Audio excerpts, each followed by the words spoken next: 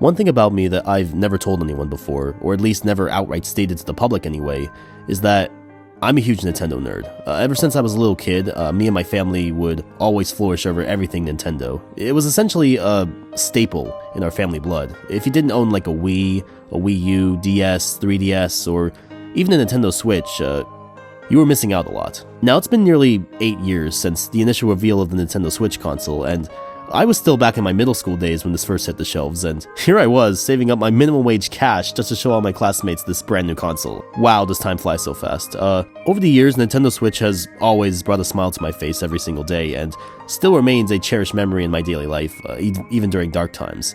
But you probably didn't click on this video to hear my childhood stories, but instead, for a completely different reason.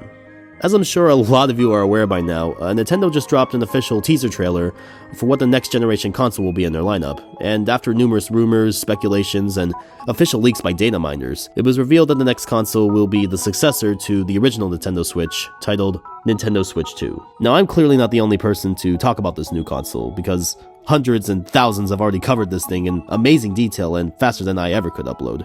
So everything I add is not necessarily new information to everyone, but I do want to shed some thought on the matter on how personally I think this console could be a success, and maybe a slight disappointment for a few people. Obviously, everything I'm going off of is based solely on the teaser trailer alone. There might be some more information down the line. I know there will be a direct coming this April, talking about all the specs and details and hardware information and gameplay that's going to be coming out for its initial launch. And I might make a live stream about reacting to this new stuff and everything, but we'll just have to see how that plays out. So without further ado, here are my initial thoughts on the current Nintendo Switch 2. Now, first looking at this console, it doesn't really look too different to an original Nintendo Switch, but looking closer at it, it reveals a lot of new features that the original didn't have. One obvious one being that it's a much bigger console. Bigger Joy-Cons, bigger dock, bigger screen. It seems like everything is getting a size upgrade from this new generation console. Now, holding it in like my hands, like in handheld mode on the original Switch, it honestly felt like, the perfect size, for at least for me to hold such a console on the go if I'm like going out somewhere. But rarely do I ever use it like on handheld. Whenever I do, it's like a very rare occurrence for me. I always end up using the Switch like on the dock whenever I'm like at home, and that's like my preferred way of playing on the Switch. But for those people who want to play on the go, it's a very subtle change, I have to say, like for it being a bigger console. Like it's probably going to be like a slight altercation to the original Switch, but I don't think it's going to be anything too game-breaking in terms of like the size of how you're playing it, so there's not much of a change there. And on the console itself, like on first look, it looks like almost identical to like how a regular Switch would be like. Same power button, same volume button, ventilators and speakers. The one notable difference on the console of the new Switch is the charging ports. As you can see on the new Switch, there are two places where there is a USB Type-C port, and that's like the current charging port on the original Switch, and that's how you charge your regular Switch, whether it's on dock or on handheld. And it appears that there are now two ways you can like plug your Switch in to charge it, either on the top or on the bottom. On the original version, on the original Switch, it was on the bottom of the console. So if you're trying to play it on tabletop mode, and this was an issue for like when it first launched, if you're trying to play on tabletop mode and charging at the same time, it would kind of be a little difficult, unless you got one of those like third-party stands you can find like Amazon or whatever. The regular kickstand is not really going to cut it for the original Switch. But with the new Switch, it seems like there's now an option. If you're like trying to charge the Switch, but if you want to also play on tabletop, you put the kickstand out. It's not really going to affect how you're going to play the thing. So it's not like you have to like play on the on the table flat down and watch it from like overhead. So at least there's like an improvement over there that I'm really satisfied that they changed it. But now with the like being like two different ports on the Switch, this like begs the question of like if other connections would be possible to connect with the Switch. Like for example, if you want to connect like a wired controller to the bottom while it's still charging, or if you want to plug both chargers in, like into like different outlets, if they will charge faster, maybe. That might be a far-fetched idea, but like the amount of possibilities you can have with like the charging ports on that console, like it could be like, you know, up to a point where you can like fiddle around with it and like do whatever kind of stuff, whatever kind of modding you want to the console itself. But we'll just have to see like when I actually get the console itself hands-on, so I can test some of the stuff out. But one thing I did notice about the console, and upon another close examination on the shell of the case, is that the entire console, at least from what the visuals show me, is that it's an all-metal design, unlike the previous Switch, where it was like had like a plastic coating around the whole thing, including the kickstand. The kickstand on the new console has like a completely different design, being like more of like a U-shape kickstand rather than just a flat rectangle on the previous one. And again, from the design of the structure, on the material they use, it suggests that the kickstand and the console itself is like an all metal design. There's like no plastic around it whatsoever. Now, when you first look at the kickstand on first glance, if it was like an all plastic design, yeah, that thing would be like flimsy as heck. But with it all being all metal, I think it's going to be like a more sturdier design for when it's on tabletop mode, and it'll be more durable in the long run for people that like often throw their stuff around, like especially little kids, if they like take the console and just like throw it around like a toy or whatever. And it's gonna like probably like withstand like a bunch of like all those all that with it being like a totally steel structure and everything. So it's gonna be very, very durable from what it seems compared to like the previous Switch. And the original Switch was like already durable enough with like just how much wear and tear it can get.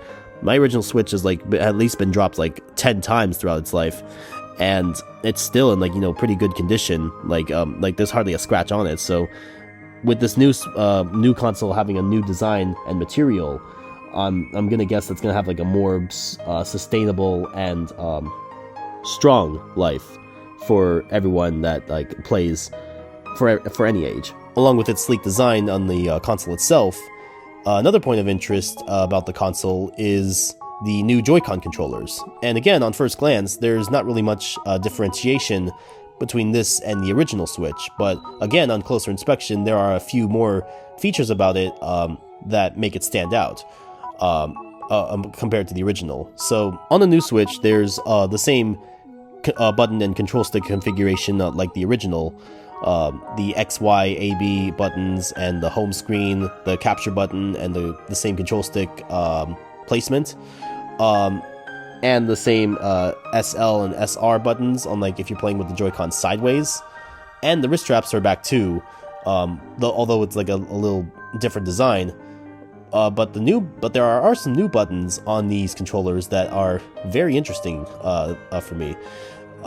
Especially with the new button on the right Joy-Con, and what a lot of people are calling the C button for many fans. Now, I have no idea. I don't think anyone knows officially what this button is for.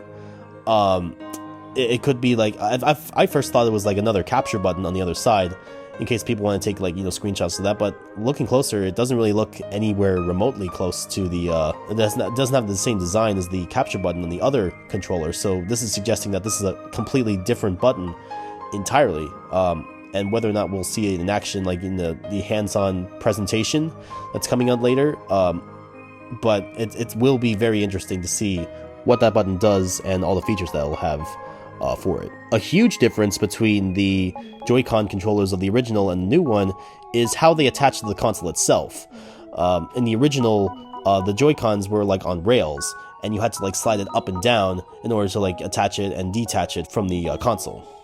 To slide in, you have to like press down on the controller onto a rail and it'll click in place, and then to release it, you have to like go in the back on like this small button you have to hold, and you have to rise it up to get the controller out of the console if you're in handheld. But it looks like on the new Switch that the entry of how the Joy-Con attaches to the controller is completely different. Now it seems like it attaches from the side via a port on the side of the controller, and it attaches on with like what appears to be magnets attaching the controller to the main Switch itself, almost like kind of like a Steam Deck approach with the controller configuration, and on the back you can see like the triggers are more bigger and profound and more easier to get a grasp on the Joy-Cons, and it'll be it seems like it's going to be a lot more easier for players to attach and detach controllers whenever you like when playing on the Switch, whether it be docked or handheld. We can also see the color differentiation from the new and the old Switch, and that the controller has like a gray finish, but has like its internal features match those of the original blue and red Switch of the original Switch model. I'm not sure what the color variations will be like for these new controllers. I'm guessing it's going to be like mirroring the other previous controllers that they've released throughout their service life of these 8 years of controller colors, being like regular gray, red, blue, yellow, green, whatever. But by far the most interesting thing about these new Joy-Con controllers, from what I've heard from everyone, is the functionality of the controllers being like a computer mouse on your desktop. So in the trailer, it shows a clip of the Joy-Cons being held sideways on like facing downwards, and having the SL and SR buttons face down with the wrist strap as well, and they're seen like sliding around like on the surface, kind of like computer mice would on like a computer desktop. And what further shows this off is like the little infrared sensor inside the controller, and suggesting that that it's going to be having like a functionality of a mouse. And honestly, holding one of the Joy-Con controllers in my hand as like a mouse, like I've never done it before, but like now doing it like on the computer, it honestly kind of feels a little natural feeling, holding this controller like a mouse. It definitely has the functionalities of it, having two buttons, the L and the ZL, or the R and the ZR, whichever hand you're facing with which controller, which is honestly like a really cool innovation, and I can't wait to see what Nintendo does with this functionality in their future games on the Switch 2. And the final thing on the hardware sides are the dock itself and the controller grip.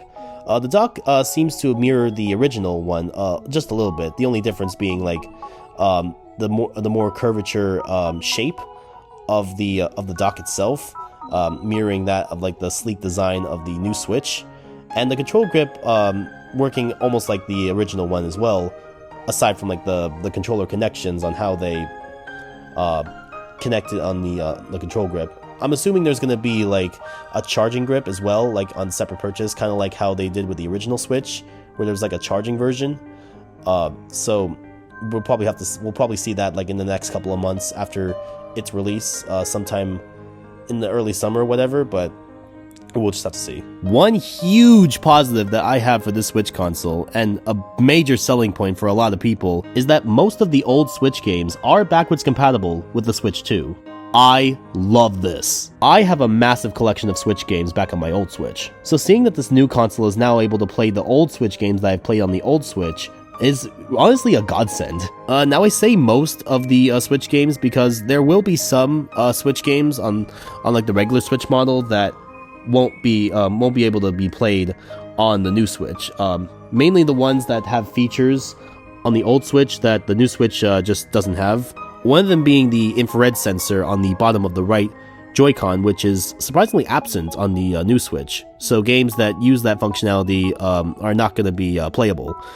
Games that come to mind are 1-2-Switch, some of the third-party games, and the Labo stuff. Yeah, remember the Labo cardboard kits or whatever? Yeah, that's not going to be compatible with the Switch 2 whatsoever. But I'm just glad that all the games that I own, at least for for the most part, are all compatible with the Nintendo Switch system. And there will be more details about like which games in particular won't work for the Switch 2 when that presentation comes out. So hopefully the games that do work on the Switch 2 will find a new life on this new system. And to throw a curveball in everyone's face, we did see one new game for the Switch 2 library, and it's a game I honestly don't think people were expecting much, but I can see a few people were predicting this at some point, and that's the new Mario Kart game that's going to be releasing exclusively on the Switch 2. This new game looks very different to like how like the previous Mario Karts, not just from an aesthetic standpoint, but also like in gameplay. I won't get into too much detail about the game, but you can see like there's like slots for 24 racers to race at once, which is absolutely insane, seeing as like the max before was like only 12 players on Deluxe and all other versions. Now I don't know if the title of the game will be like a numerical order, like it's gonna be like if it's gonna be Mario Kart 9 or like a Mario Kart Ultimate or whatever. But judging by how many players are like in the map, being 24, I'm guessing they're going to be going like an ultimate route, where they have like have this be like the definitive Mario Kart. But I honestly like not sure. Like it's hard to say like what this new Mario Kart will do. Seeing how Mario Kart 8 Deluxe is still selling extremely well, like hotcakes, being like the most sold Switch game ever. And since you can now we know that that game will most likely be played on the Switch 2, having two Mario Karts is probably not going to be like very good from a marketing standpoint. But well, it is Nintendo we're dealing with after all, so I guess maybe they might throw something different on the table. But again, we'll just have to see for more details when the presentation comes up. But aside from that, I just have no idea how two Mario Karts would be on the same console, how they would compete with each other. So that's pretty much all the things that I am very excited for and I look forward to for the Switch 2. As you can see, there is a lot of stuff about the Switch 2 that shows a lot of promise and a lot of stuff that will be very innovative for Nintendo and a new step into their new chapter in the gaming industry. But as much as I like to praise Nintendo for like all their innovations and like intricacies and all the things that go inside like their controllers and hardware, there are some things about the Switch 2 that might be a little concerning to me. The first thing I want to mention is the price of this thing. Now, being a new Switch model and a much more improved version than the original Switch, I'm guessing that this is going to go for a very higher price than the normal Switch would, which was at $300 at launch date 8 years ago with the original Switch. And with the Switch OLED model being $350, just a $50 extra, I'm going to make the safe assumption that the Switch 2 will probably be priced at a reasonable $400 at minimum, if not probably like at $500, probably competing with like consoles like the PS5 and Xbox. So we're probably going to see like those like pricings as well as the inflation too. Like that's probably going to like jack it up just a little bit. Like from the $300 range, I'd be surprised if the Switch 2 is the same price as the original Switch. It probably won't. More likely it'll probably be more expensive than the others. But with that high price, it might get people like taken off from buying the console, especially with that high price tag of $500, as well as like getting controllers and everything, which also is another thing I should probably add, the controller compatibility. Now it does say that that the games are backwards compatible with the Nintendo Switch for the most part, but it never told us about like how the controllers are going to work for the new Switch. Now I don't think that Nintendo would really like have their regular Joy-Cons on the original Switch be compatible with the other Joy-Cons, because, well, for one thing, the Joy-Cons on the original Switch can't charge into the new Switch dock because they have like totally different connecting points. So either you're gonna have to like get like your own separate charger for it, or just like play with the controllers provided. So I'm not entirely sure if the controllers on the old Switch will work on the new one. And the same thing goes with the Pro controllers too. We haven't seen any new designs for a new Pro controller for the new Switch, but I'm going to assume that the old Pro controller from the original Switch won't work on the new Switch, simply for one reason, and that is the new C button on the controllers. If this C button is a very integral button on the controller itself, again, I don't know what the purpose of that button is, but if it is, important in some regard, then I'm going to assume that every controller must be compatible with that C button in mind.